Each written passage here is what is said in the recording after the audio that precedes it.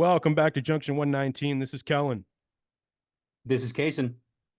And this is James. That's right, he's back. Nye the Baseball Guy. Our good friend James Nahikian joins us, and you know that only means one thing. If the cover of this show wasn't obvious, it's time to talk some baseball. Now, I knew I wanted James. I wanted you. First of all, how are you, my friend? It's good to have you back. Great.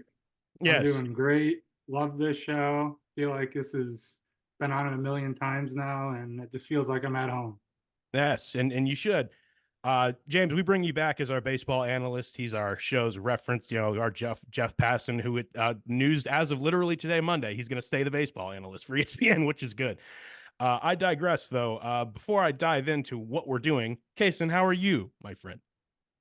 I'm good. It's been a long day at work, but I'm here to talk some sports with you guys. Absolutely. So for the first time ever, if you're hearing this, it's going to be Tuesday by the time you hear this. We just watched the game, the game between the Detroit Tigers and the Cleveland Guardians, Game 2 of the ALDS series just ended. The Tigers pulled it off, and we'll talk about that game. We've never done this before, but James's kind of request, and it made sense, is that we waited till the game ended.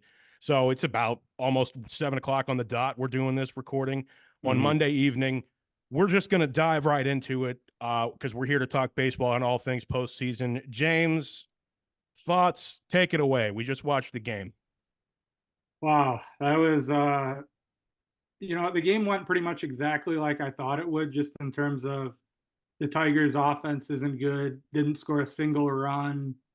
It almost was going to go 18 innings without scoring a run in this series, and I figured it would be a low-scoring game. I think now 9 of the Tigers' 11 runs in the playoffs have been scored with 2 outs. So for this team, it really comes down to if they get enough clutch hits, because their pitching is very good. In a short series with Tarik Skubal pitching, that's an advantage for the Tigers. But especially with this Cleveland bullpen, which is as good of a bullpen as I think I've ever seen. I think I saw a stat today that they were 71-2 when having a lead after 6 innings. So they basically just have to play 2/3 of a game, and if they're winning, they'll automatically win. 4 guys with an ERA below 2, I think, that have pitched a lot. And wow, Kerry Carpenter gets a 3-run home run off statistically like the greatest closer ever at this point in his career. His numbers at this point are better than Mariano Rivera. And he allows it. I think he'd allowed 5 runs all year or something like that. And he allows a 3-run home run. So, wow. I can see Casen just grimacing. Well, I went back and checked. I can't believe that happened. I've got the Tigers hat on. Checked. Here's my Guardians hat, by the way. I was going to come on to the show with whoever won the game just to troll the other guy. So, sorry, Casen, but I do have a Guardians hat here. Fair. Yeah, I went back and checked. And actually, the last run that he allowed was August 31st against the Pirates. Wow. Yeah. So, I mean, a very, very long time ago, comparatively. I mean, I think he's going to finish number 2 in the Cy Young behind Skubal, which is like the fact that it was even like for a closer to even be in the discussion, let alone definitely top 2. And if Skubal would have like had a bad September, maybe he would have won it. Like he's had this is the greatest statistical season from a closer like ever. I don't think Rivera had a season below 1 ERA. I think he's at like 0.6. Yeah. I mean, everything about his season has been insane. Yeah. So I mean, I'll just say it is what it is. I mean, on to the next game, I guess. I mean, that's a situation where like you're glad you got game 1, because that being the end of the season would have honestly been awful. That would have been pretty Cleveland-esque. Given the context of what happened yesterday, with the Browns, that being the end of the Guardians season, like people would be burning stuff in Cleveland right now. Yes, and for the reasons people usually burn stuff in Cleveland, not for the good thing. Yeah. I wanted to kind of hear James talk about this run as a whole, because the Tigers, obviously, we were texting. I was texting you, James, when we were literally wrapping the show up a week ago, because the Tigers had just eliminated the Astros. And we discussed it a little bit on the show, but I was like, man, I'm really excited to hear James's take on this, because this is a team that by all accounts was kind of, if not left for dead, you just didn't see bulldozing their way all the way to the postseason. And now they almost literally did the opposite of what you would expect them to do. You would expect them to just kind of go in into a hole and trade away their best player, things along those lines. It's like this 2024 Tigers team was not supposed to do this, and here we are, tied 1-1 here in the ALCS. Yeah, I mean, this has been insane. I mean, I think that as far as like trying to contextualize it a little bit, I think they're the second team ever to be, I think they were 10 games back, but I think the stat I saw is 8+ games out of the playoffs come August. Only the 1973 Mets made the playoffs and the Tigers were the second team. So yeah, this was basically a team that wasn't bad by any means, but was never in the race to be even a playoff team up until the second week of August. And even then it was, I think they were 0.2% to get into the playoffs on August 11th.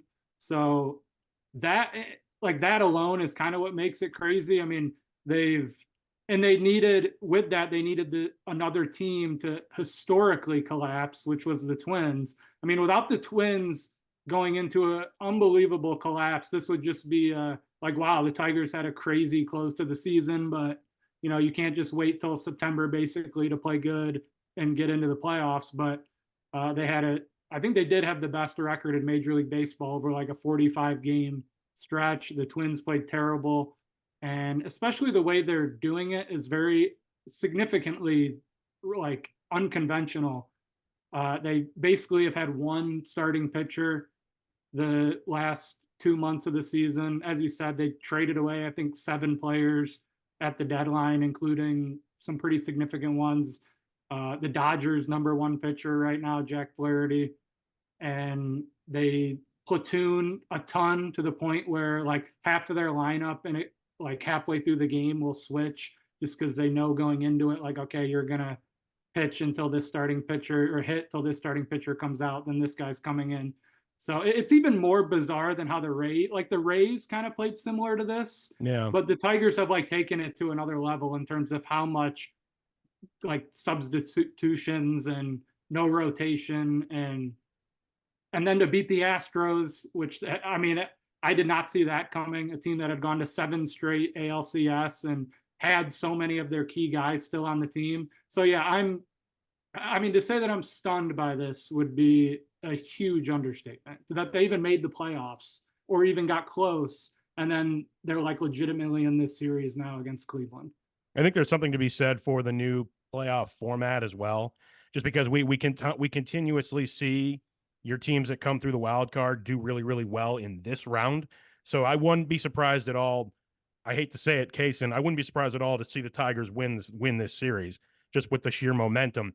But then, like, all bets are off. I mean, this team's already historic no matter what. I mean, they could lose the next 2. It's still a historic season in Detroit. And I have to ask you, James, I mean, do you look at this as kind of like a year ago when we were talking about the postseason, we talked about all the teams that were a little bit ahead of schedule. And obviously, the Tigers and like my Pirates and other teams are in the similar boat of always trying to stockpile, always trying to get better. Even though the Tigers have been extremely good in our lifetime, it's sort of kind of like an in-between period of time for them. Do you see this whole thing as like a fluke or like the most crazy ahead of schedule thing you've ever seen, like for any of your teams in baseball? I would say it's a good combination of both. I definitely did not expect the Tigers to make the playoffs this year, especially I thought the division would be bad. So the fact that the division was actually really good and they made the playoffs, it's just completely surprising to me. But they've been closer than I think people would realize. I mean, they were almost 500 last year. They finished with a better record than Cleveland last year.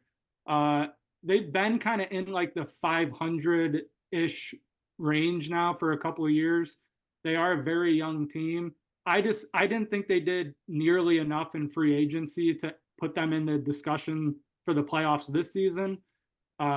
Detroit has spent in the past, but it's very selective. Even like whenever they signed Javier Baez to that horrendously bad contract, like they spent a lot of money that offseason, and it was only 3 years ago, maybe, whatever it was. So I don't, and from all accounts, no one in the organization thought that they would get to the playoffs this year. So I think this is very surprising. They are a team that has a lot of like talent in their organization, more so than they've ever had. The Tigers have never been a team that is like stockpiled young talent. They've always done the opposite. At least when they were good last era, they would trade away every prospect at the first sight of them having value and them being able to get a proven player for them. So they are operating significantly different. It's like they operated more like the Yankees traditionally. They did, yeah. Just like spend money, spend the Illich money. Just let's do this. Yeah, I mean, this is the total opposite. And so it will be interesting to see how it plays out in the future, because it's not like this is like some crazy talented team. It is very young. A lot of these guys, will benefit from a season like this, but it's not like some given that we're like a great team now. I don't think we are on the rise, but it's, we'll see.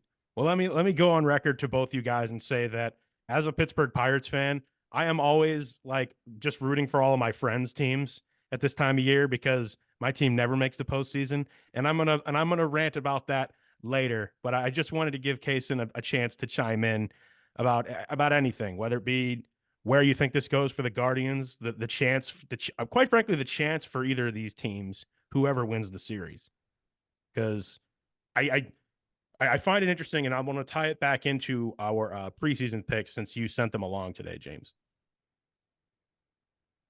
Yeah. I think that there's definitely a lot of stuff going on in Cleveland. I don't know if this played a factor, in maybe some people not being totally ready to play today, but if you aren't aware, there was a personnel decision made with the Cincinnati Reds organization in which they are hiring Terry Francona to be the new manager. And Terry Francona, the former manager of the Guardians. And it's been like a conversation, like you're happy for Terry for, getting another chance, but like at the same time, you're like, did it have to be Cincinnati? Like you're like, yeah. So it's just been kind of a conversation. It's just been maybe what I would say is just a distraction a little bit, kind of over the weekend. But I don't know. I mean, I think as far as the team goes, I mean, I think you were right there. I mean, just got to get working on the bats to figure out whatever was going on today. But Eric Skubal is what was going on today. I don't think today was necessarily an indictment on your offense. Yeah, I mean, he scored 7 runs last game. Yeah, fair. I mean, I guess, yeah. It's like, what's going to outlast the Tigers pitching or the Cleveland bats? I mean, quite frankly, that's what it's going to come down to. And something that James has echoed many times is that your momentum from game to game is only as good as your next starting pitcher. And in the postseason, that's like quadrupled, quite frankly. So I think I could definitely see this one go in 5 games, though, just because of the sheer tenacity Detroit has. Yeah, I thought going into this series, especially with a short series, like I thought this was a toss-up series. I really thought, because especially if the Tigers are able to get Tarik Skubal to pitch multiple games, which now if they just split in Detroit, they will pitch him again in game 5. I thought game 1 was like very big. I thought if like Detroit won game 1, I would have felt like amazing about this. Cleveland winning game 1 was huge. And Tarik Skubal won't pitch either of the next 2 games. So like, I also put down here too, like, I think whoever wins this series has a very, especially, I mean, Cleveland, especially, because I think they're a better team than Detroit, and it'll be a 7-game series. I think the shorter the series is with Tarik Skubal, that helps the Tigers. But like, I mean, just looking at the other teams, like the Yankees have basically every season since 2009 have disappointed in the playoffs. Like They honestly were pretty lucky to win game 1 against the Royals. I definitely think both these teams could beat the Yankees, or if it's the Royals, definitely you'll feel like you're basically on par with them. So I think, Cleveland, with how their bullpen is set up, they can go toe to toe with the Yankees. I really think so. Now, talking about the greater picture here, I can say that I honestly love the new wild card format. I really do, primarily just because it just gives these teams a better shot. A team I definitely just did not see even getting this far this year, based on what happened last year, was the New York Mets, and who, in a lot of ways, to me, James, feel a little bit like the Tigers of the NL on the other side. I would 100% agree. In terms of just the way in the season happening and just how they made it in as a wild card game, how they beat Milwaukee, who hilariously, I can say that because they're in the division, just Milwaukee Brewers, the Brew Crew, always just crashing and burning in October is just like a yearly tradition, I swear. But it is. And the way it happened, especially Pete Alonso, and just the way the bats happen, it's like the Mets hand a hilarious loss to the Milwaukee Brewers for me. And now they sit in a spot again. You got divisional series all the way around here, except for Yankees Royals. And yeah, I think we are in for 2 really fun series on the NL side. Any thoughts, guys? The Mets, every game the Mets play is like the craziest thing ever the last week or so. Like, seriously, from the game bananas. They won against the Braves to get into the playoffs, or I think they were down maybe 3 runs going into the 9th inning or something like that. I mean, the Pete Alonso, following the Mets, they were ready to, they basically hated Pete Alonso. He's a free agent. They were 100% ready to, if he would have struck out there, been Peter, get him out of here. And he hits a 3-run home run to win the game. I mean, both of the games against the Phillies have been insane. It probably won't happen, but if somehow the Tigers played the Mets in the World Series, it would be the craziest, most unlikely. I feel like the sport would break if that happens. I don't know what would happen in those games. It would just be a 25-inning game or something. I don't know. Every person inside the Yankees and Dodgers organization fired immediately. Are you kidding me? We lost to these guys, and it's the Mets and Detroit. Heck, Major League Baseball would set things on fire. They'd be like, we've been wanting Ohtani in this forever. This is definitely one of those situations where they so badly want it to be Yankees Dodgers in the World Series. I haven't even thought about that, but that would be the series for sure. Yankees Ohtani, that would be crazy. That would be crazy. And to kind of come full circle here, James, you did say you rewatched the show we did back in spring, since we usually bring you on in October and in March. And I'm pulling it back up because you sent it to me, and then I was like, you know what? I got a mini chat here. We end up having a group chat with all of our hosts or our guests here on this thing. You got, James, your World Series prediction was Yankees over Braves. Casen, do you remember what you picked? Well, actually, you know what you picked. You saw it today. Yeah, I did pick Guardians. Guardians over Padres. Over Padres, which could totally happen. That's a really good pick, honestly. Yeah, I'm honestly really good pick. I'm honestly impressed with myself that both of those teams are in the playoffs. That's totally plausible that could happen. Well, that's totally plausible, and also it is not a foregone conclusion that the Dodgers are going to win that series. I mean, Slam Diego. I mean, they are scary when they're hot, and it's okay. They don't let them get hot. Everyone here has a nucleus of, okay, I could totally see them going on a run here. So totally can see that. And then of course I picked Yankees over Phillies. One that could easily. That's probably honestly the favorite thing to happen, honestly, I would think. And my reason for that, I think Yankees for sure, just because of all of the great points you made about how much they had loaded up and really just the team they've been all year. They've had some times where they've looked pretty bad as well, where even by their standards, they were okay, another Yankees team that might fizzle out, and that could happen again. But for the most part, they've been consistent. I pick Philly, man, just because they hit September and they hit a 5th gear. And it's okay, we know what to do. And not to mention, Philadelphia in a lot of ways has sort of become like St. Louis in that they've kind of been a stand-in for St. Louis in that they are a baseball town first. I mean, they really are. Their crowd is the best for the playoffs. They are so loud and into it. It's crazy. the bell they have and just everything. I mean, I've got to hand it to Philly in our lifetime. I mean, it's always been a great Philadelphia has always been a huge baseball town, but for a huge city that has all four major sports, the Phillies have been the thing that have given them the most to cheer about in our lifetime, right? So and they deliver, but like they're kind of the stand-in. Like I see scenes in Philly that remind me of the Cardinals growing up that I would see in Busch every single year. And when they're not in the postseason, it's like, okay, well, Phillies.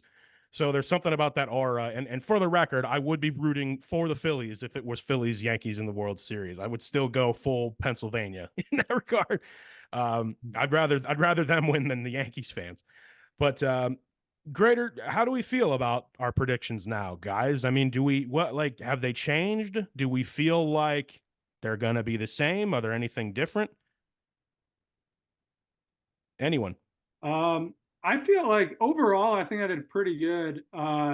As far as the World Series goes, I mean, I don't know. I like, there's still a huge part of me that just feels like the Yankees are going to collapse in some way just because they've had teams much better than this over the last 10 years that have not done anything in the playoffs. I mean, this is basically it's a very unbelievable like contrast in that they have Aaron Judge and Juan Soto, who are probably the two best players outside of Otani as far as hitting goes right now. But the rest of their team, as far as their lineup, really isn't very good and a lot of guys struggling in there.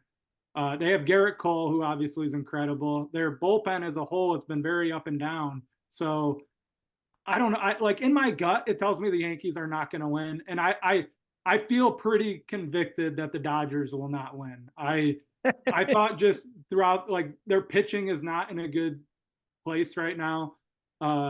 Jack Flaherty, the guy the Tigers traded him, is their best pitcher, and he got kind of lit up yesterday and lost.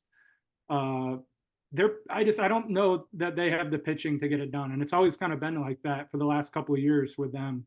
I think something that I would go as far as to say with the Yankees is that I think it puts into perspective, guys, just how good those teams at the turn of the century really were when you consider how deep they were, because it always seems like the Yankees on paper, they're incredible, but it's almost like there's this mentality of the rest of the guys don't necessarily need to, I'm not saying no one tries as hard, but the production doesn't need to quite be there from those guys as long as Judge and Soto are doing their thing and Cole's pitching well. It's like, but think about how deep those Yankees teams from like 97 to 2001 all the way to 2009 were in retrospect, to just demolish everyone every year. And I don't know. I think part of that is the ways in baseball has tried to bring in parity, which baseball's done a pretty good job of. There's still a plethora of problems that we've talked about on this show with it. But these organizations are just deeper now. They're not letting the Yankees just stockpile every great player. And not to mention the other big dogs that do the same thing the Yankees do have kind of matched that, and things that have changed with sabermetrics. And so I just think that the Yankees, for their reputation, are closer to the pack every year than their fans really want to believe. You know what I mean?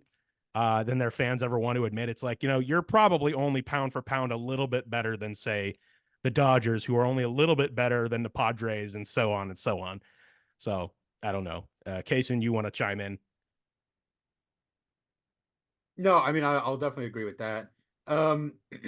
Yeah, I think, I think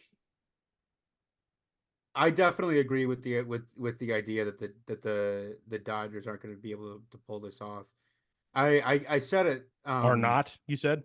or that they won't be able to pull it off, because I said it before, I think last year. It's just that, like, the Dodgers are one of those teams where it's just they're so full of, drinking their own Kool-Aid all season, and then, come October, they think they're preordained to just get to waltz into the World Series, and then the second they get, their teeth kicked in, they just lie down and cry and you know and call dad, the Commissioner Manfred, but it's see if he can do anything about it. But I mean, it's just like, I mean, yeah, they're beating me. What am I supposed to do? Go ahead. I'm being lit up. I'm being lit up by Tati and Manny Machado. But it's, I think that like definitely I would agree that like I think that probably the Phillies and Padres come out of these two series on the NL side. This is kind of where my head's at right now. And then yeah, I mean I honestly obviously my preference, but whoever comes out of this series between Detroit and Cleveland is who I'm rooting for to win the World Series. I mean, it'd be Yeah, be I'll cool definitely to be rooting for Cleveland if they win. be cool to bring it back to the lake. So no matter what, that'd be awesome. I mean, it'd be awesome for it'd be interesting to see if either one of these two teams uh comes up against like a Phillies or whatever, and we'll see if they can get no hit again in the World Series. But Everyone, dude, everyone's going to be like America's team, regardless of who it is, Cleveland or Detroit, especially if it's the Yankees. I mean, everyone's going to be rooting for that squad, like always. What were you going to say, James? Yeah, I agree with what you guys are saying. I think in MLB especially, like these amazing teams that are definitely better than the others, it plays out throughout the course of a massively long 162 game season. But I mean, I've heard this said so many times that the MLB playoffs is just, and it's like this in a lot of sports, but it's just an entirely different season once you get to the playoffs. And all these managers manage differently. I mean, you saw it today with Clase coming in the 8th inning. They were saying that he hadn't done that very much. That's just what they do. You manage it 100% different. You don't have the luxury of seeing if a pitcher works out of a jam over 5 innings. You're taking them out at the first sight of trouble. And it's just an entirely different game. And the pressure, obviously, too. How are different players going to react to the playoffs? There's been so many examples of Hall of Fame level players that just stink in the playoffs, and guys like David Freese and nobodies that are legends and just get on base every time in the playoffs.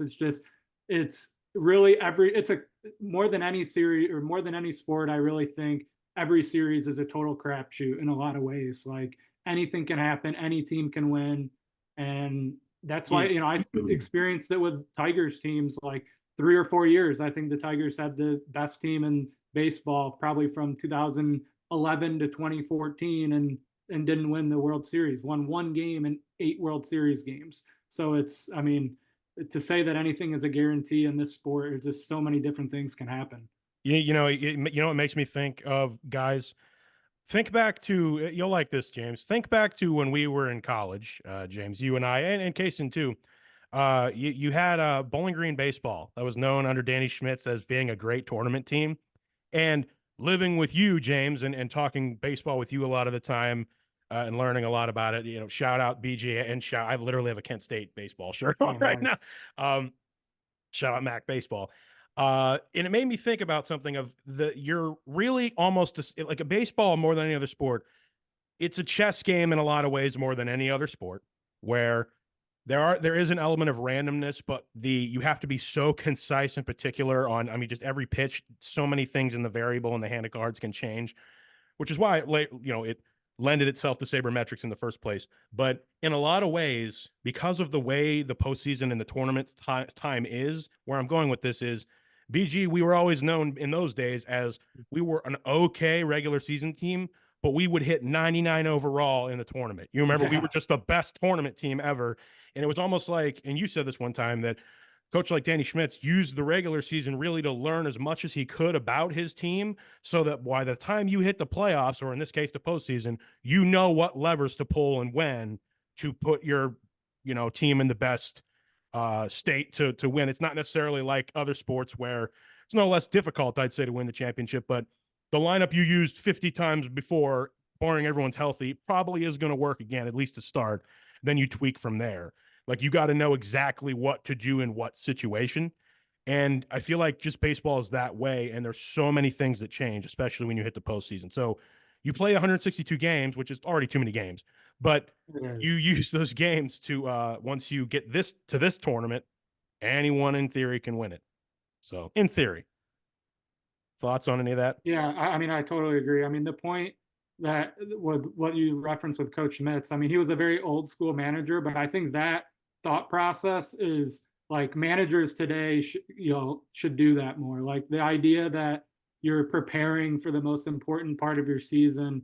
And, not every team can do it. You can't afford to, every game is important and you may miss out on the playoffs and by one game, but and I think the Tigers have done a good job about this too, where AJ Hinch has talked about there's probably 5 guys in the bullpen that have all pitched like high leverage 1-run games in the 9th inning, because you just don't, everyone needs to be pitched in that spot, basically. Like every inning is magnified, every pitch with, a 1-run game, like the Tigers today, like the season's over if you lose today and it's 0-0 throughout most of the game. You can't make a bad pitch or else your season's over. And if you don't put your guys in that spot throughout the season, and now you're going into a high leverage position with limited experience, you don't know how someone's going to react to that. So I do think that is a really important part for all these teams. So I want to, Casen, if you want to respond to that, and then I kind of want to just kind of get everyone's thoughts on the season as a whole, because I have something to say. I'll just agree with that. It definitely, because I think that part of it too is you look at a situation with Clase, for example, like what we were just saying about what Hinch said about the bullpen. Like you look at Clase, I'm looking through Clase's game log. And especially lately, like he hasn't really pitched a ton of close games. Like at least the last couple games, it was a 7-0 game against Detroit. Then it was, there was a 5-2 win over Cincinnati, 6-1 win over Cincinnati. It's just he's been in 3-run saves. Yeah. Yeah. He's been in a lot of games where it's not exactly that particular stressful situation. So I am curious on if that did play a factor today on, he probably in the back of his mind is like, I've had this, tremendous season. I have to keep playing at this level, and then you just get into your head. You know what I mean? It's just, it's pitching is just such a mental thing. And pitchers and hockey goalies have to be psychos. No, it's absolutely. And I would, to your point, Casen, and both of your points, over the summer, I recently I read the book, The Last Best League on the Cape League, which James has a history of literally working in that league. Great book, honestly. And what got me to actually read it was several of my guys who I covered at Gardner Webb headed to the Cape and were with Chatham Anglers, and I was like, oh man, I got to read that book. And I read the whole thing. And there's a part in there that made me think, because it's hard for me because I never played organized baseball, but it is a completely different mental situation when you're a relief pitcher, especially when you're hit like him in that situation, going in and what was that, the 8th inning, tied at no runs versus I have 5 runs here. Your mental state is just totally different. You're going to be, I feel like, a bit more reserved. I'm not trying to say anything bad about Clase. He's still amazing, but there was a particular part in there where the pitching coach was talking to this guy, and he was talking about how, especially you see it with a college player, the deck of cards is just automatically different whenever you're brought into the game, especially when you're, say, the closer versus, say, the setup guy.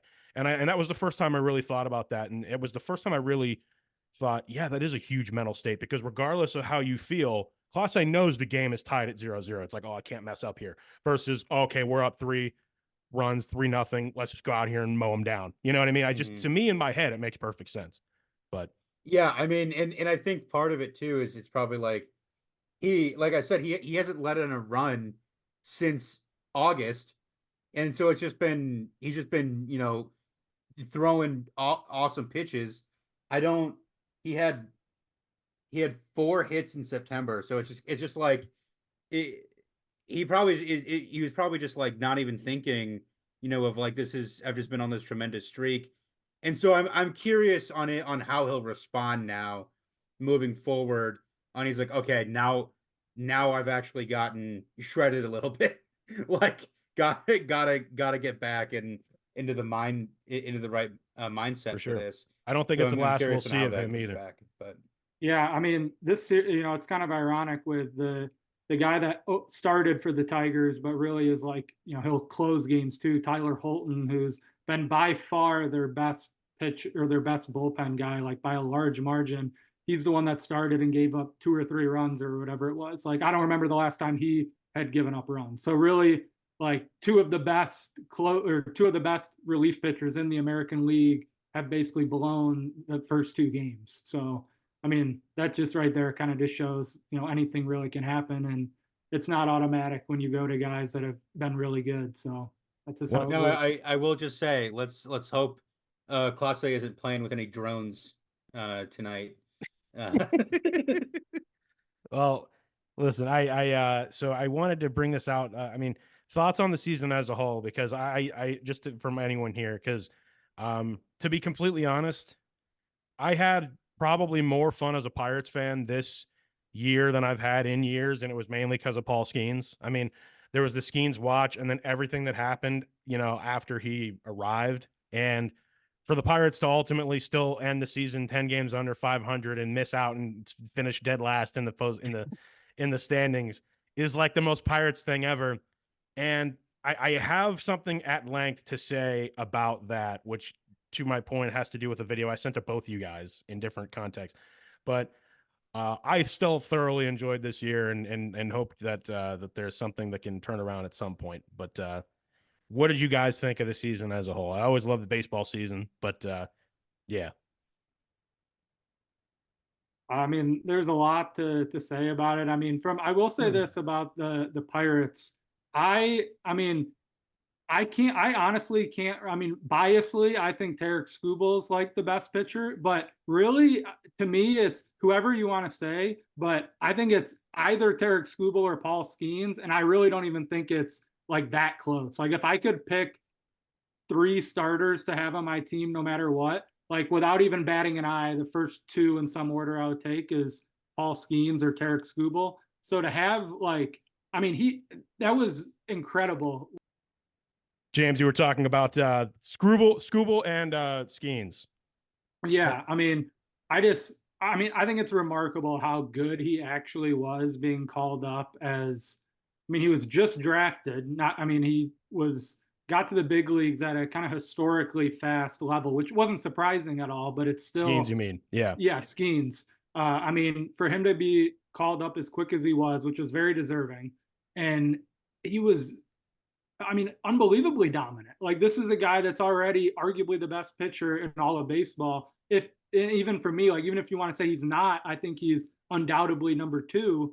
I mean, for him to almost have no learning curve, and I know his stuff is amazing, but you don't put up the numbers he did without having like a pretty advanced feel for how to go about guys, how every batter can be different, the scouting report, all that. I mean, I'm pretty blown away at how amazing he already is. I mean, we see a lot of guys that can throw fast, but it's pretty impressive.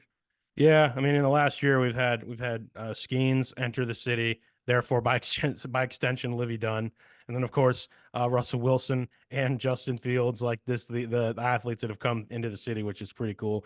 There's also, if you've ever seen a video about Skeens' warm up routine, which is so unique because of how hard he throws, and my thing is going to be protecting that as much as possible. My mini rant on the Pirates is really just that I watch even your guys' teams, and in Casen, you're not even really as big a baseball fan. You said that before, as you are other sports, and like I see what the Tigers do, and I look to myself. Donnie Football, who's on 93.7 The Fan in Pittsburgh, tweeted. It was actually during the game before the games. It was during the Braves Mets doubleheader. He literally tweeted something that I thought to myself, I agree so heartily, and he's a Pirates fan too. He said, just once in my life as a Pirate, as a baseball fan, I'd like to know what this feels like at all. And I really cannot echo the sentiment of that enough. I mean, I'm 30 years old. I've seen the Pirates arguably in the postseason only once in my life, because yeah, we went to 3 wild cards, but we lost the second 2 in 14-15, and it just feels like you didn't really do it. I've seen them in 1 postseason series in my life, and which they lost, which was still a very good team. Each time it's cut payroll, and I honestly don't think the lack of winning, at least recently, is all ownership, being that ownership has shown and has spent money the last couple of years. When guys don't develop, I keep thinking to myself, okay, where's Ke'Bryan Hayes? Where's Jack Sawinski? Where's anyone who's supposed to be good down the stretch. Bednard, who was supposed to be great, started just blowing saves all over the place. I mean, it just got to the point where I'm like, development's lack there. I don't think Derek Shelton's the best manager either. And Ben Sherrington, I think there should be an indictment on him, absolutely. I can't blame all of that on ownership. And what I'm most saddened by right now is my real fear is I am very concerned that the Skeens era for the Pirates is going to come and go without them ever actually being a contender. Like, we will look back at Skeens in Pittsburgh like Ohtani in Anaheim or Trout in Anaheim this whole time. And it saddens me that I lean as a fan more towards that being a possibility than I'll actually see them go on any kind of run where Skeens is the top. Skeens, Jared Jones, and Mitch Keller, who are on the rotation right now and are great, actually contend. And that's just the mini rant I want to go on. It's just too bad that seemingly more people inside that building don't care. And if they do, that they're not willing to go a little further to even get to a place where they're like you guys are now. So. Yeah, I mean, I would say I would, to me, this feels a lot like how, outside of really the last 20 months or so, how almost every Lions fan and almost every Browns fan would feel, where it's just like, right, yeah, how can I, like, it's hard to, the Lions, like, okay, we make the playoffs, 2 or 3 times under Matthew Stafford, and that was like a glory era, and we didn't even win a playoff game. It's like, there does hit a point where it's very difficult to sit there and believe that something like, you're going to be really good and that it's going to happen. So, I mean, that's how I would compare it to. And it's just, I would agree. For actually the X's and O's of it or whatever, I do think it's probably like development wise, and like for the Tigers, like their last 10 years of being totally irrelevant, I think it was almost entirely development, because they were getting like high draft picks.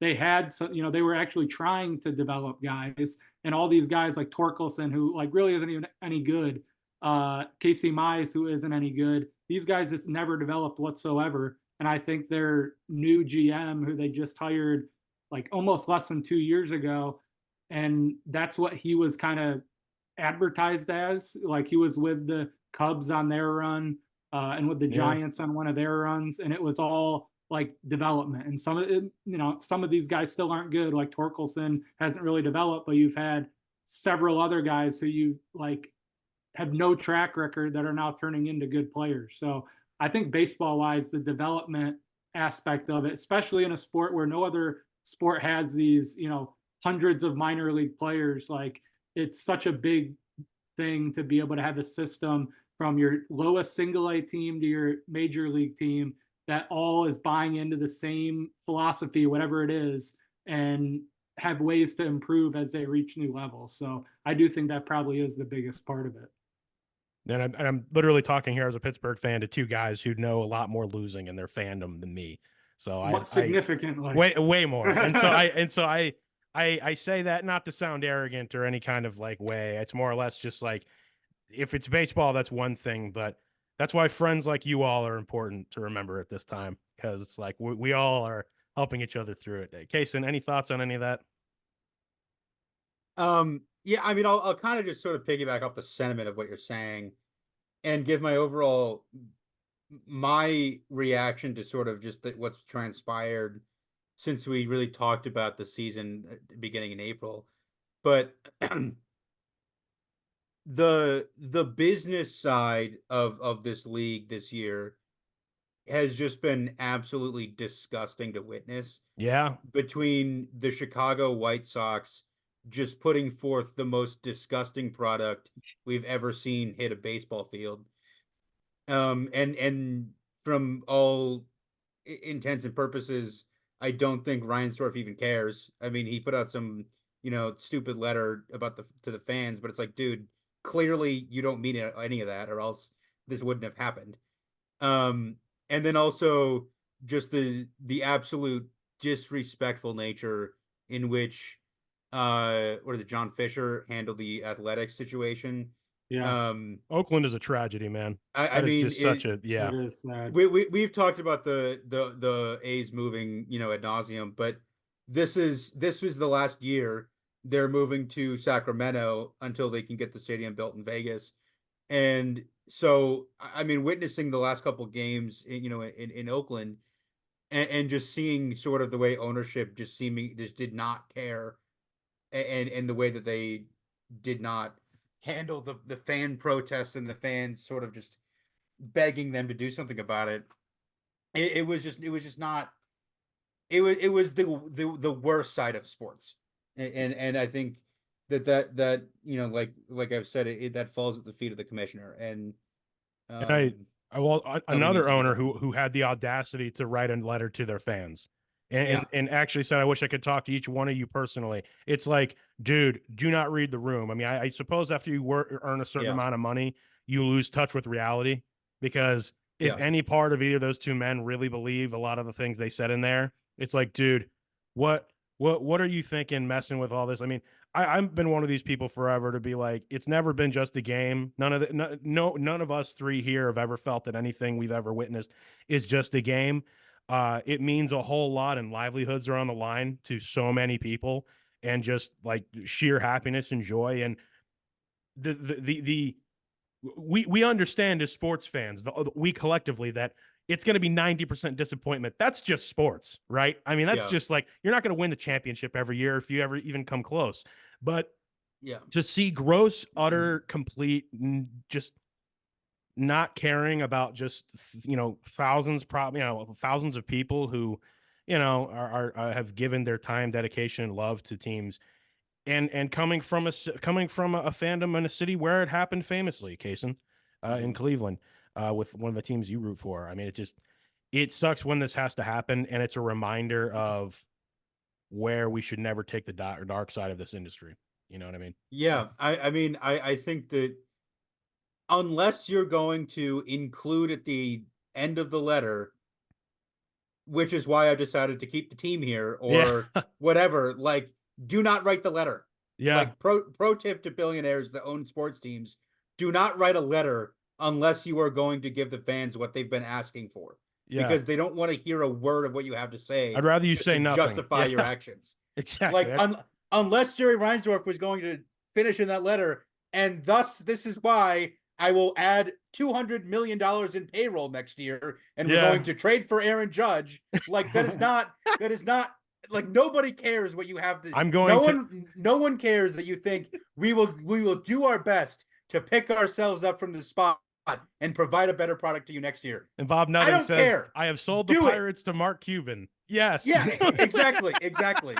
How about this for an example for Jerry Reinsdorf, how incompetent the White Sox are? If you rewind this back to, I think it was 2020 or so, it was all but a guarantee that AJ Hinch was going to be the manager of the White Sox. So much so that when the official team account on Twitter announced that they were hiring Tony La Russa, who was out of baseball for like a decade, that in the graphic where they have the spot for the manager's signatures, it was AJ Hinch's, because they were like, they deleted it like 30 minutes later, but in the official announcement of them hiring Tony La Russa, it was AJ Hinch's signature. And it was because Jerry Reinsdorf just totally vetoed everything and wanted Tony La Russa for some weird reason that I think was he like could have hired him at one point like 30 years ago and didn't. So he like regretted it or something. And I mean, if they would have had AJ Hinch, honestly, they would like at least be like an average team right now. I've been saying that, a playoff team. In that, when they hired a 75-year-old to be their general manager or to be their manager, I was like, what is going on? That was so weird.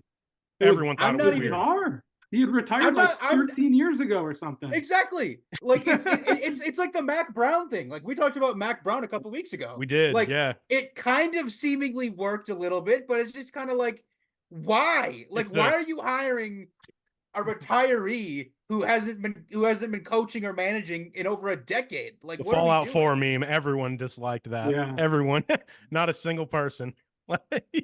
I mean, the A's are just like the saddest thing ever. But like I've talked about this a lot with the White Sox. The White Sox had like the brightest future ever, like less than 5 years ago. Like I was totally convinced they were going to totally dominate the AL Central.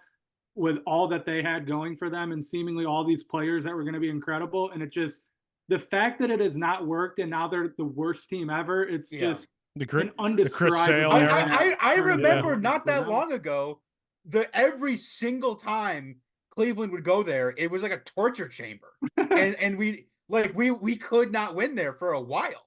And I was like, oh, we gotta go to Chicago play the White Sox. And then it was just immediately 3 losses. Like it was not that long ago. Dude, when they had like Anderson like younger, and then they had like Chris Sale, like that was they had like great rotation. Yeah, all these guys like Yohan Moncada was supposed to be Yeah. like the greatest prospect ever. Like Eloy Jimenez and Luis Robert were supposed to be amazing, and they just get hurt a ton and aren't that good. Yeah, Tim Anderson was good for that. They did have great starting pitching. They traded all of it away, seemingly. They had like Cease and Giolito, also guys that just got hurt. Like it just everything went wrong for them. And their Reinsdorf clearly has no idea what he's doing either. So it's Well- like it's a perfect match, I guess. Well, to transition, because we're hitting the second hour here, and we got just a couple more things that we want to get some more things. Your take on, James. At least none of us are fans of those teams, but we sympathize with you. In baseball, we still love you, even if you don't always love us. I want to transition. Casen, I will let you pick. Do you want to talk about college football first or pro football? We will end the show with the opposite of what you decide. We'll go to college football because I got some takes that need to be addressed. I think there's one game in particular that I do think we all want to discuss, and that game is a game that ended with a goalpost being carried down Broadway and thrown into the lake, and that would be unranked Vanderbilt, just honestly dominating #1 Alabama. What are your thoughts, Kellan, on that one?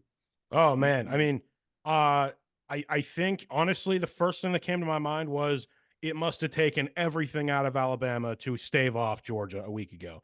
Because to have to lock back in and be like, have the true mentality of Alabama of we can play our third stringers and win this game, and really just not try. I think when it was the perfect storm, because we sat here a week ago, James, and we talked about how we just saw a little mini NFL game that, of future NFL stars, an all-time classic.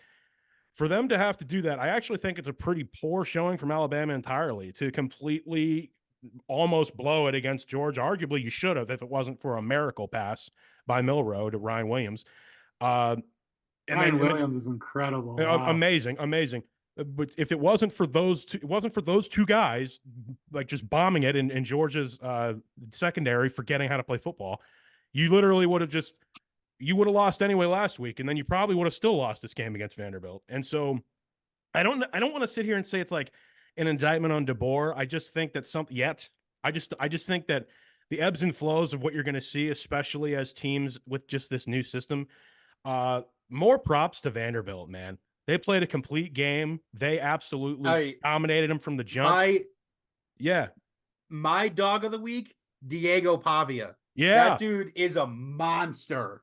I was gonna mention him. You guys remember he was at New Mexico State and started against BG in the bowl game and like dominated. He's that same guy. I was livid with like he was like, who is this guy? Like he's owning us. I know. I was like I knew that guy was nuts then when we saw him. And this guy, he had his best game of the season against Alabama. So far. His highest QBR, highest passer rating. Just for some perspective, though, fellas, not to just jump to different games, but number 1, number 4, number 9, 11, not 9, 10, 11, and then like what there was another one high. All these number 22, they all went down. Yeah. Yeah. In a week very similarly reminiscent of like 2007, where I think by the time we're at the end of the year, everyone's going to have at least 1 to 2 losses, and it's going to be like, okay, the depth of college football is up and down now. So it's not just the story of Vanderbilt and the fact that you can just have a mob take a goalpost down and throw it in a river. I really wonder what it's like to just go to a college football school where that's possible. I guess in Tennessee, since we saw it happen a year ago, which with Yeah. or 2 years ago or whatever it was, with the Volunteers doing the same thing. You can just do that, I guess. You can just rip down a goalpost and toss it in the river, and the school just pays a fine to the other school. All right, that's Yeah. fine. I mean, Yeah. that is pretty And insane. then they're probably going to cut that into a million pieces and sell it all for like a ton of money. They all the are. teams. They Yeah. already are. Oh, wow. I saw a Yeah, tweet I mean, I figured they about would. Vanderbilt. Don't like they have a That's thing wild, where you man. could buy a piece of Vanderbilt I would history, buy that if I was a and they're like Vanderbilt fan. inch segments. Yes. They're like segments of the goalpost. They're the pylons. They're all Great this stuff in the idea. game. But then there's an incredible TikTok, by the way, James, that I sent to Casen of this young woman who's been a lifelong fan, who's just crying by the end of the game, and it's great. And she's showing pictures, like lifelong Vanderbilt fans. I'm like, that's who I feel great for. This is what you live for. Go ahead, Casen. But I was just gonna say it's funny with the fines though, because Arkansas, who also beat Tennessee, had to pay like double the amount than Vanderbilt did because it was Arkansas's second offense. So like I guess it keeps getting more and more. But I will say it was also very funny, just sort of the timing of it, because Saturday Night Live was hosted by Nate Bargatze, Yeah. who is from Nashville, Vandy fan. And so at the end of the show, he finished it with Vanderbilt beat Alabama. That so is awesome. I was like, is he going to be sober enough to do this show? Like, I was like, the show's in 30 minutes. He went to the after party and had quite a lot, deservedly. There was that. James, I don't know if you wanted to chime in on any of that as well, because we're not going to go through every game, but Yeah, I mean, honestly, I had my eye on Vanderbilt for a little bit because I knew Diego Pavia was there, and he was like, I mean, I don't know the games off the top of my head, but I know they've like looked kind of decent this year compared to what Vanderbilt is, and I know that guy's been doing really well. So I didn't obviously I would not have thought in a million years they would have won, but I was really interested going into the week what that guy would do, especially with how he goes crazy after like he'll get a first down and just like go insane. Like I was really interested to see what that would look like.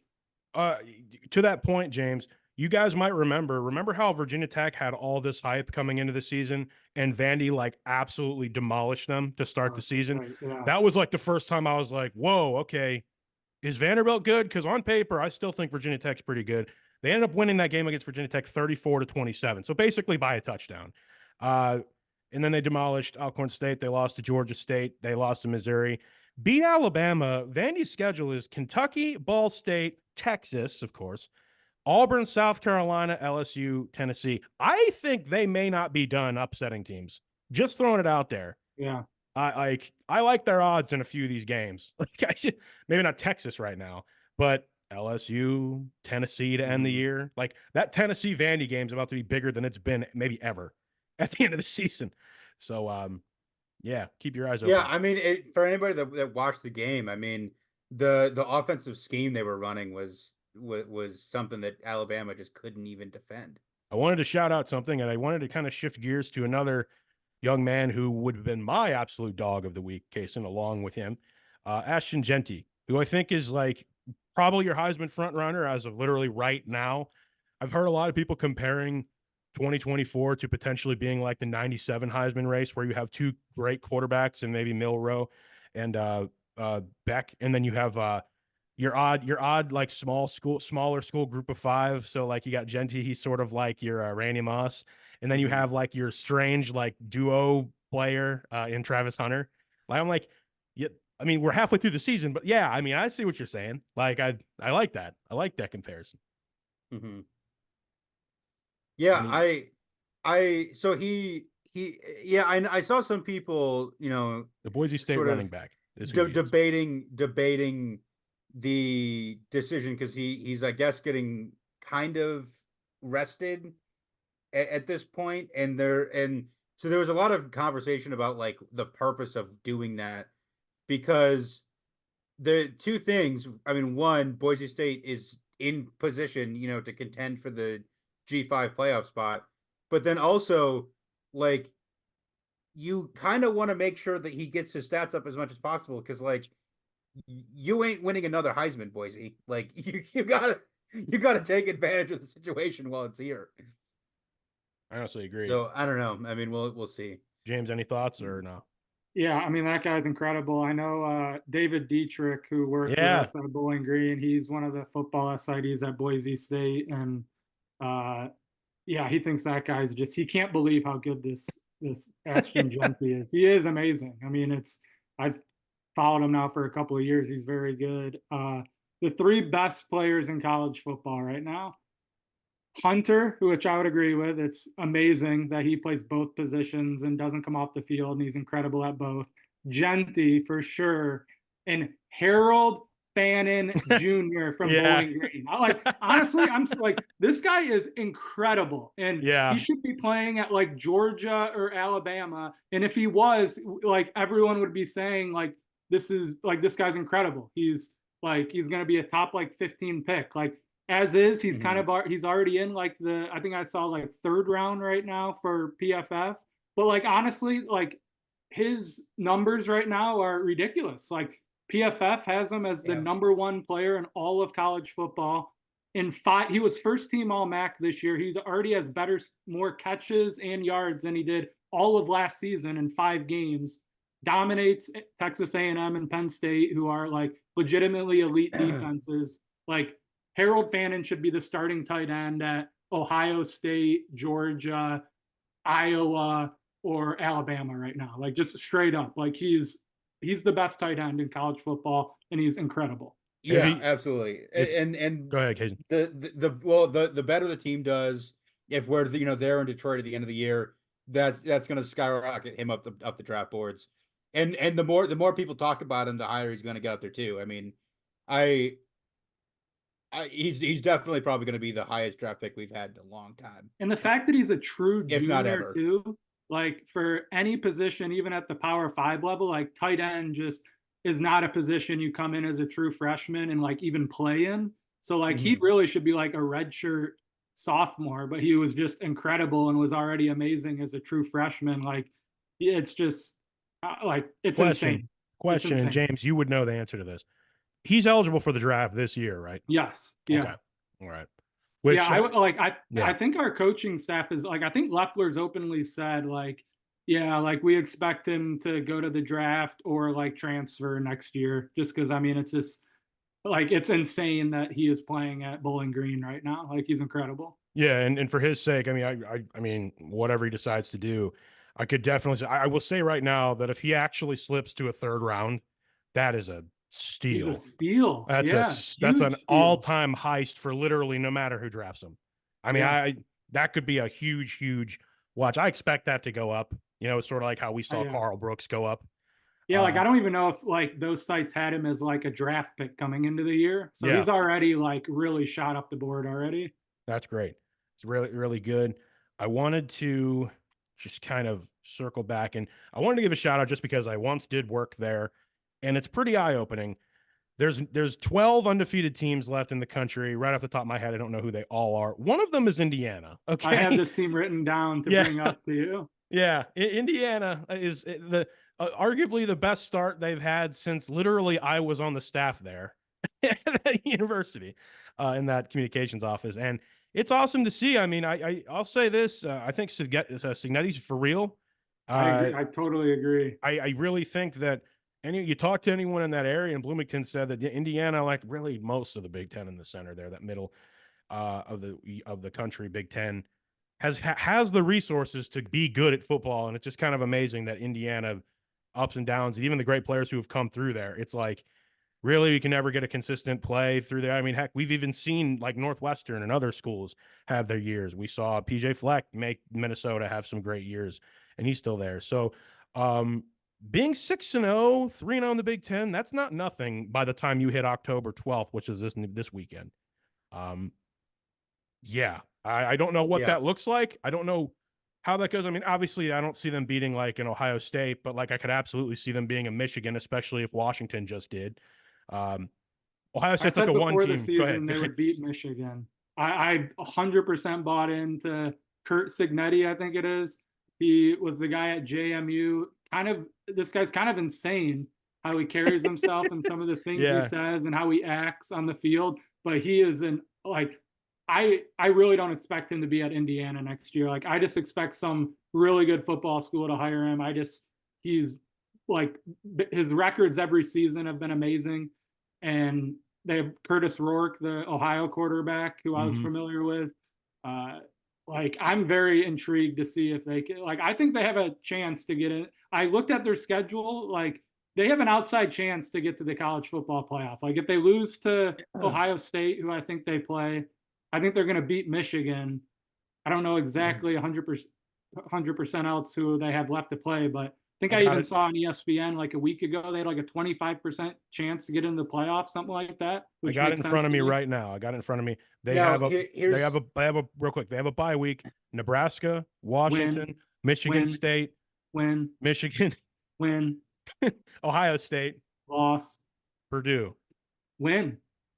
I mean, maybe it's not an automatic. They're 11-1. I said, but like, I mean, like I easily think they could lose to Ohio State and win the other game. Do they make it to the Big Ten championship game? That becomes my next question. It's like, I guess I don't know. I don't know. It might come down to that Michigan game, but what were you gonna say, Casen? I'm sorry. Well, I was just gonna say, just the interesting thing about Curt Cignetti, he's from Pittsburgh. He's a Pittsburgh guy.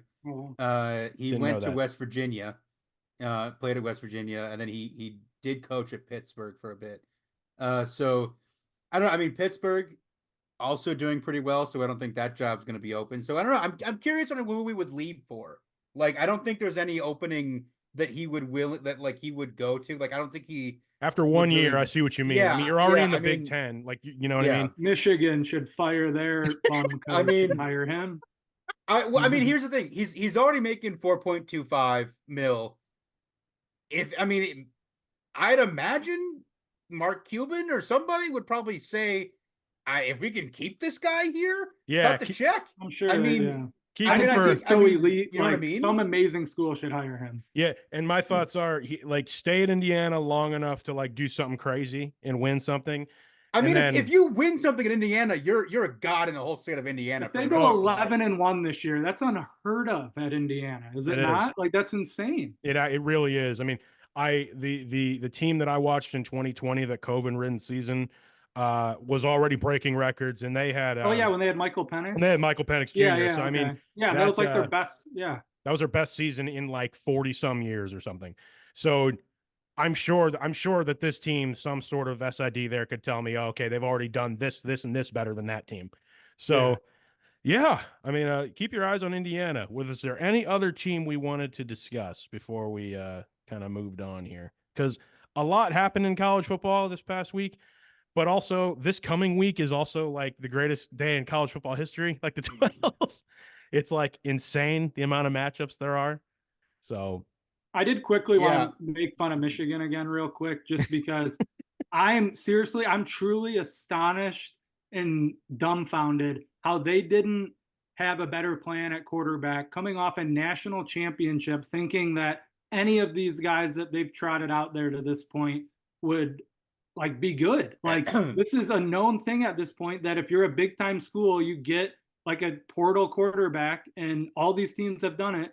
Michigan could have easily gotten someone legitimate, and they stuck with these guys who are horrible. It's unbelievable. They also didn't have a better plan at coach. Yeah, no. I mean, I don't think this coach is any good either. Harbaugh leaves, and you just hire the guy that's in the building, rather than you could have hired a Curt Cignetti. They could have had DeBoer. Like, DeBoer would have went there. Like, locally, that was like, I mean, obviously it's a rumor, but that was like widely thought that like DeBoer wanted to come to Michigan. If that would have he would have come to Michigan over Alabama, and Michigan was like, nope, we like this guy. That's interesting. And we should probably, most of the viewers would know this, but James kind of contacts are out of Michigan. That's his home.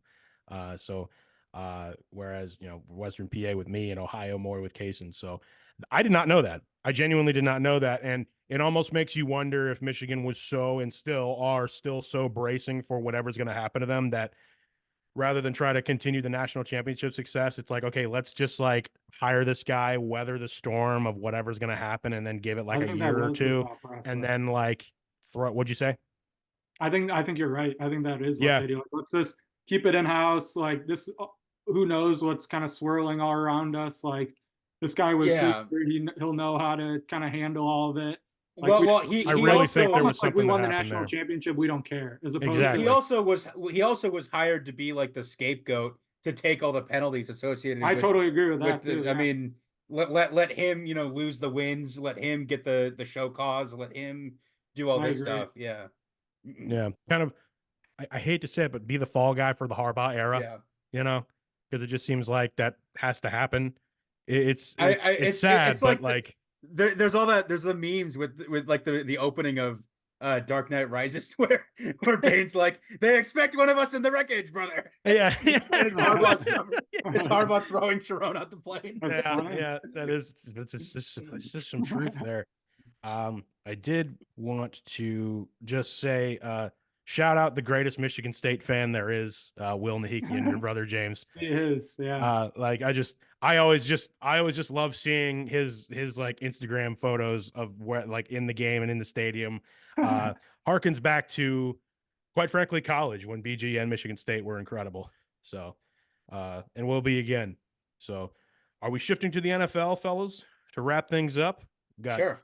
I got like a quarter after 8 o'clock. We just got to wrap this up here. Casen, here's the thing. Here's the thing about the NFL conversation that we've had. It's like each new week there's like a new absolute parade on Monday morning of just bashing on the Browns. And like, to some extent, it's like not fair to their fans. Like, when it's coming from their fans, yeah, their fans deserve every single piece of criticism that they say. But like, this was the one I felt like, after you just get demolished, especially after, against a Washington Commanders team who's legitimately good, with like maybe who could be the best rookie QB here, low key. They could be legit good. But when you lose that way to that team, what goes through your head? Are you just completely apathetic? Are you phoning it in? Like, what's going on? I mean,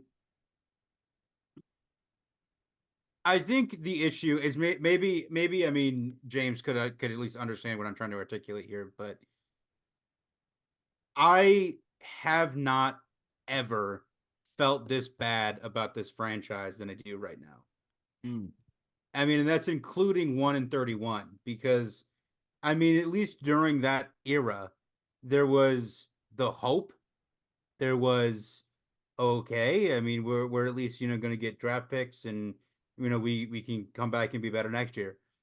Knowing that we have no option, we have no money, we are financially tied to this situation, and also we seemingly are not even willing to try and get better for next week, because by all accounts, Kevin Stefanski is not allowed to bench this quarterback. He is that's what I thought. not allowed. I mean, like to me. The franchise can deny it all they want, but I mean, people who know things are saying that from what somebody has reported today, which I can't say I'd be surprised by, is the decision to even acquire this quarterback in particular came from Andrew Berry, the general manager, in that he viewed this guy as his perfect franchise quarterback. I don't know why, but that was his white whale. As general manager, he wanted to be able to make a move, land a superstar, and do something.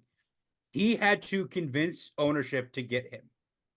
And then as soon as after they were ruled out during the initial discussions, because remember, it was narrowed down, and it was like the Falcons, Saints, and Panthers, and the Browns were ruled out. After it was ruled out, the Haslams gave the green light to go ahead and fully guarantee the $230 million.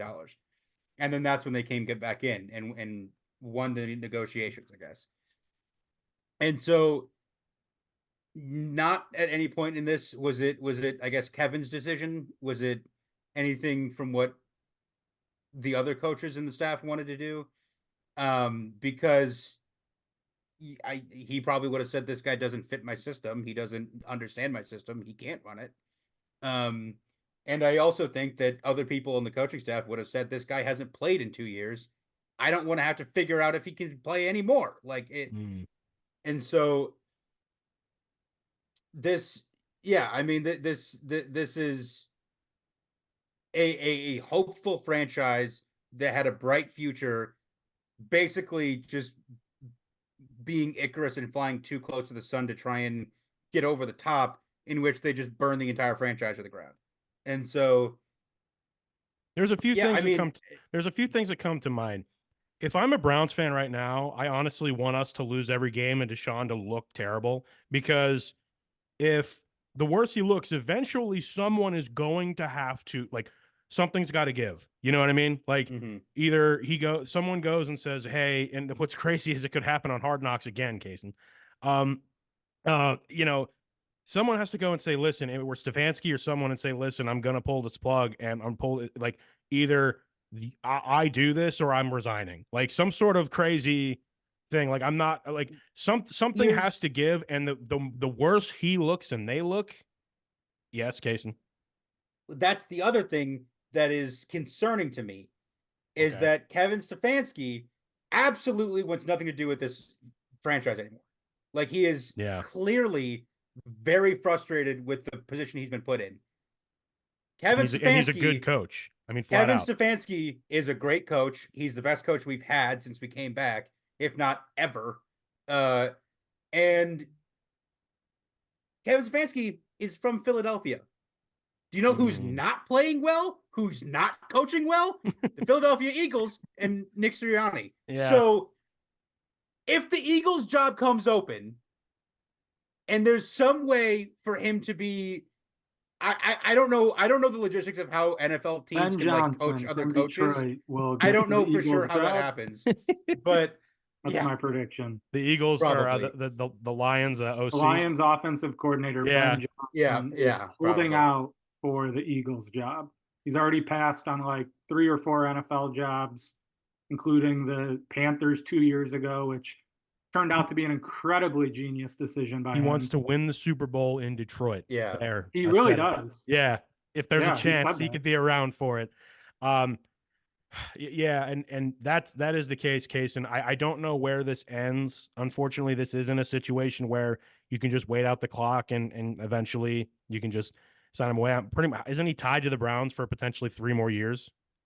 Yeah, I mean, with the way that they've structured the contracts, I mean, Andrew Barry, you know, the greatest general manager in the history of the universe, he does this financial stuff to where he adds on void years to the ends of contracts and to basically save money up front. But essentially, I think it's, even after he's off the team, there's still like $30 million of him on the books, even with him gone. Here's a question I have for you, Jason. Regarding the quarterback situation, why did they sign Jameis Winston to, like, isn't he like the highest paid backup in the NFL?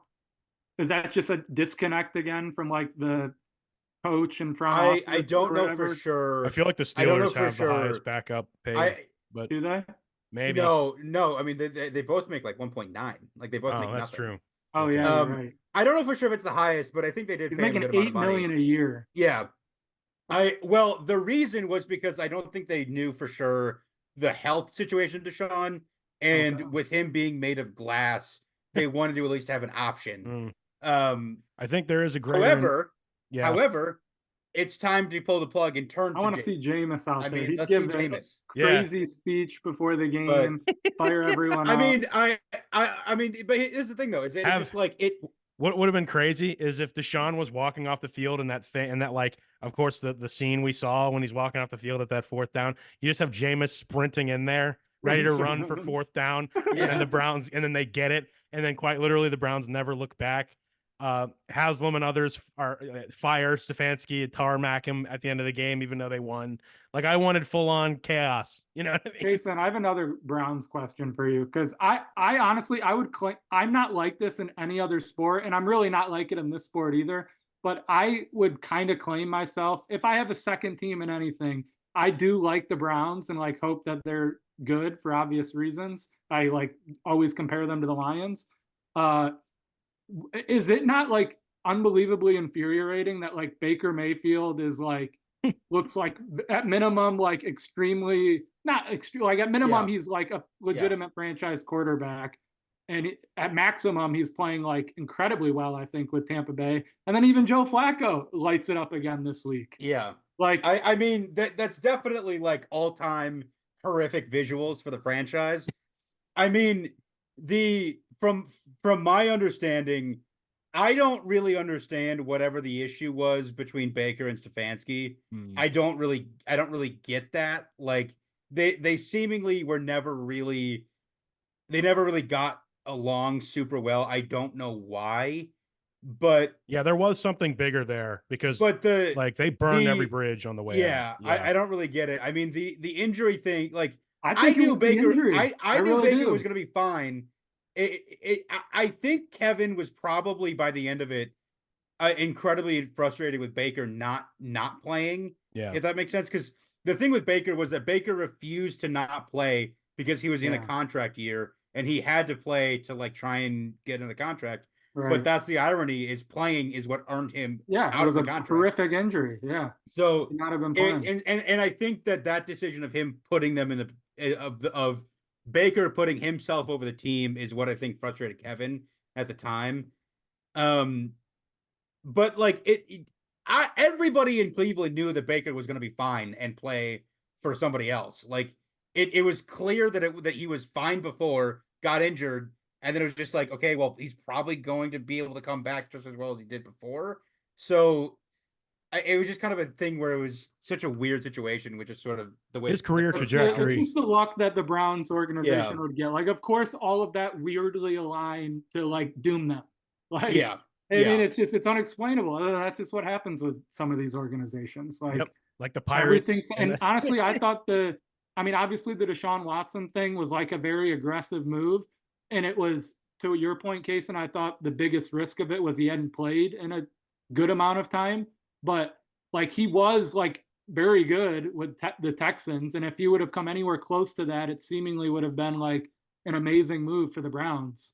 So, well, but here's the thing though, is that like everybody, I don't know. I mean, like everybody, I guess in Houston knew that it wasn't going to work out. And that's what I think makes like the whole situation of like the Texans fleecing us with all these draft picks to get rid of him.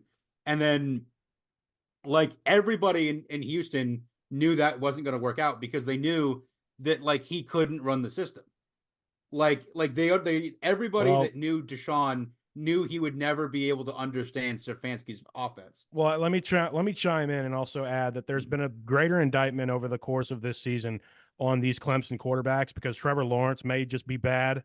Now Deshaun Watson, is now bad. Just proving that Bill O'Brien was the only one to ever get any kind of the Bill O'Brien system was the only way Deshaun was ever going to be good. Which I don't know if it's true or not, but from what I've heard, somebody is claiming that Bill O'Brien basically had to install Clemson's offense for him. Yes. Because he couldn't run his own. Right. So he had to basically install whatever he was doing in college. Right. And that's and not gonna lie, incredible if that is true by Bill O'Brien. Incredible in a good way. Like, okay, let's just run that offense then if I'm getting the keys to everything. And it just makes you think, okay, so the Stefanski Watson thing was never going to work. I'm not even saying that Watson couldn't work in that similar offense. It's just, I don't know. It's something, there's something to be said for if he was in a system that truly changed everything so that he could be successful, he was never going to be successful in a place that already had a system and was not going to completely change everything to make sure he was successful. Right. Yeah. So, I wanted to, chime in here. Snap. I forget exactly what I was going to say in terms of the NFL. I didn't want to rag completely on the Browns, Casen. I will let you guys. No, it's fine. I mean, look, I'll just finish it off with saying, look, I'm going to be really excited to root for Quinn Ewers and Fannin Jr. next year on my team. Yeah. There you go. There you go. Two things that are interesting. One, do you know who would be on? Do you know who's on the clock right now? Do you know who has the #1 overall pick right now? As of this moment? Yeah.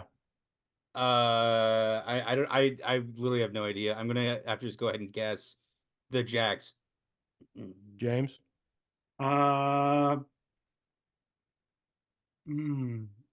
the Panthers. Are they still 1-4? Could be. As of October 7th/8th, 2024, if the season ended right now, oh, how the times have changed. The New England Patriots are on the clock. Oh, okay, that makes Oh, sense. wow. Yeah. Wow. They are bad. That was like, it was just so jarring to me because of just how my whole life knowing the NFL is that. And it's like, yeah, they beat the Bengals and have just been terrible the entire season beyond that. My other take also is that I think the AFC North as a whole, outside of the Ravens, is flat out bad. I don't necessarily think the Steelers, Bengals, or obviously the Browns are that great. I think the Ravens have figured it out. A result that I have to just point it out, Casen, I have to point it out. The Bills have played two good teams and have lost both games after their 3-0 start. Yeah. Yeah, I swear, people in Buffalo fans are going to think that this show has a vendetta against the Bills. We really don't. We If do. anything, We do. Casen does. I don't. I like Josh Allen. I like upstate New York. I really like the Bills. It's just like I see them doing all these things, and it's like, come on, like, why aren't you better? But I did send a picture to Casen of just like the side eye that Diggs gave to Josh Allen as they passed to each other, and I was like, there it is. He got his get back, I suppose. And then on top of that, James, your Lions are great, obviously, but I also want to point out the Vikings are incredible. Like, talk about the NFC North. That would be a great way to wrap things up.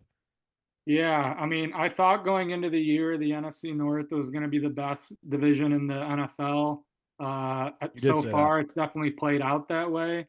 And I did not think the Vikings would be good.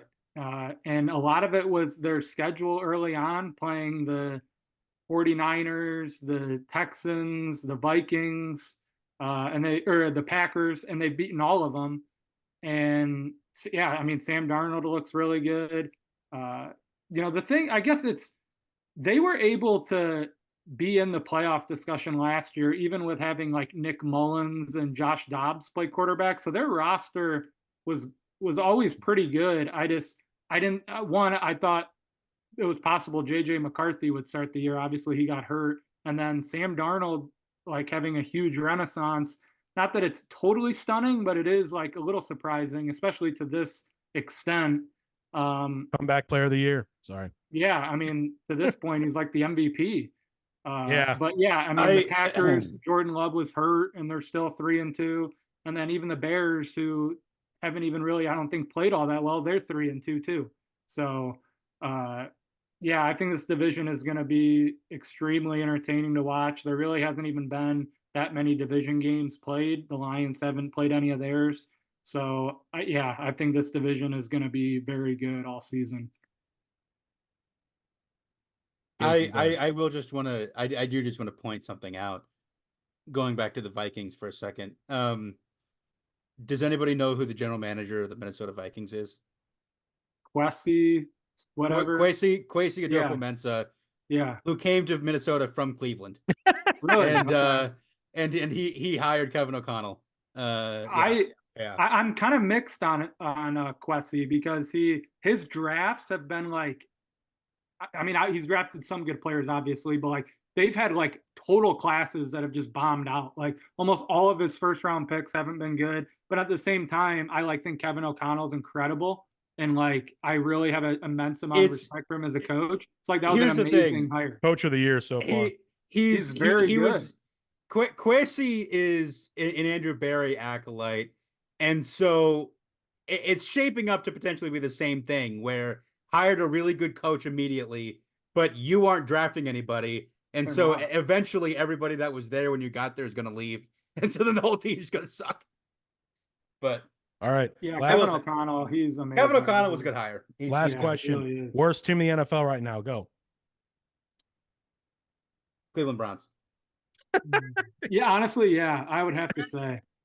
Just because the whole quarterback situation is just a total disaster. Here's the thing. They are not the worst team on paper today. They might not even be the worst team today. Actually, but here's what's going to... Panthers are still worse than them. Panthers and Jaguars. Here's what's going to happen.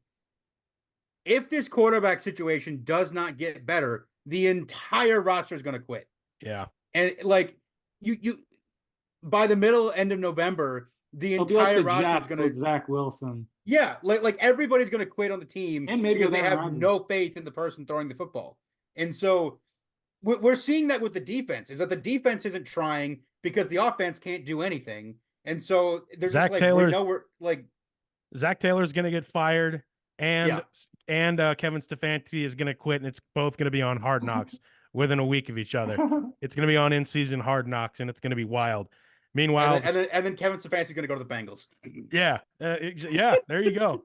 Just like, because why not? I mean, Tito's going to Cincinnati, where a straight up Paul Brown situation. What a time to be alive, guys. But if no other parting thoughts, that's what we had for the NFL. That's what we had for the show. Any parting thoughts on anything, guys? It's been a long show, but it's been a great show. Casen, James. In case you guys want to know, Kareem Hunt just scored for the Chiefs. So oh yeah, I forgot. That's that's where I'm at. Monday Night Football. I guess one final thought about that is, I don't know exactly what the context was, but it might have been on like some fantasy football show I was watching some morning, but Deontay Johnson's name came up, and also a Toledo grad. And I know he was on the Steelers for a little bit, but oh my God, all these Toledo NFL players, I can't stand these guys. Like, just seeing their name up there like triggers me. Like seeing Deontay Johnson, and it's just like, I will say Kareem that Hunt, and I just immediately think of him running for like an 80-yard touchdown against BG is like the first thing I think of. I think of just the highlight reel of just BG highlights you can make of Kareem Hunt. Yeah, his entire career. The amount of times where he was just sprinting down the sidelines free for an 80-yard, 70-yard touchdound. You remember what I used to say about him, James, back when we were working at BG? He ate our breakfast, lunch, dinner, and dessert every year. He was that guy was amazing. There was that. I was going to also point out that I mentioned on the last show, and James pointed it out when we were kind of like in between during the like break. I have the banners behind me. I do have the Kent State baseball shirt on. I do got to get something back here. I was pointing out to Casen that I do have the soccer banners over here. You got Everton and you got Real Madrid. So I am doing a lot with this. I know a lot of people have complimented me on the corner here. But I'll tell you what, go all of our favorite teams. I've gotten to the point in my life when, like, my fandom's my fandom, but like, if one of your guys' teams won a championship, I'd be rooting for them hard, texting you all the time. Have done it for James, Casen as well. And honestly, life's too short. Like, absolutely. Like, support all your friends. We got hockey starting like this week, literally. The puck drops. Go Wings. Go Lions. Penguins versus Red Wings in the first game. I think it's Rangers for the Pens. But I think it's early on. We play soon though. We play each other in the preseason every year. So, yep. Go Wings, go Pens, go Jackets, go Lions, go Tigers, go Pistons, go Browns most of the time for Casen. And I guess go Knights. I was devastated the Steelers lost yesterday. I stayed up for the game and I was crushed on the last play when Dak, I thought for sure it wasn't going to, like, Watt was going to get a sack or something. I was up stupidly late to watch that stupid game, and I just thought to myself, Steelers are going to lose. Like, I don't know what the Steelers are yet. I don't think the Steelers know what the Steelers are yet. We'll see. The last piece I'll say about Deontay Johnson, that trade punting him into the sun, as I kind of joked about last season, looks kind of terrible now. I don't think that the Steelers should be left off the hook for the fact that there's only one real wide receiver like caliber NFL really on the team, and Deontay Johnson was going to be your number 2. And I think that they really thought they were going to get Ayuk, and they didn't. So that's right. Devontae Adams sitting out there and other people. I mean, it is going to make you wonder what they're going to do. But trade for Devontae Adams. We talked about it a little bit last week. I don't see it, but that would be my one little criticism. Still go Steelers, and all that stuff. But Tomlin's still great. Yes, James, thanks for coming on, man. Jim Nye the Baseball Guy. We love and appreciate you always. These are some of my favorite shows. I always love when we have every guest on, but I always feel smarter after you've graced us with your presence, and we'll be supporting and watching what baseball unfolds, man. Yeah, no, thank you for having me. And I'm floored that like if you would have told me the Tigers would still be playing at this point, even a week into the playoffs, it almost doesn't even seem real still. So the fact that I got to do this show with the Tigers not eliminated yet is like, this is a new era for this show. Like the Tigers and Cleveland are playing each other in the playoffs for this show. Like that's crazy. It is cool, and in a world where Casen's already had a team win a championship since we've had this show, this is why we wanted to do this show, you know, to celebrate these things as we go through life with our friends and everything. Of Casen, show it off, show it off. He's going the Stanley Cup there, the Vegas Golden Knights. I will say that, and LeBron won a championship, and LeBron, of course. team. But now we have this show to celebrate these things like this with friends like you, man. So we'll keep doing that. Casen, Yes, sir. anything? No, I think we've talked plenty. Yeah, we have. Well, this is Kellan. This is Casen. And this is James. And as always, we'll see you at the next stop.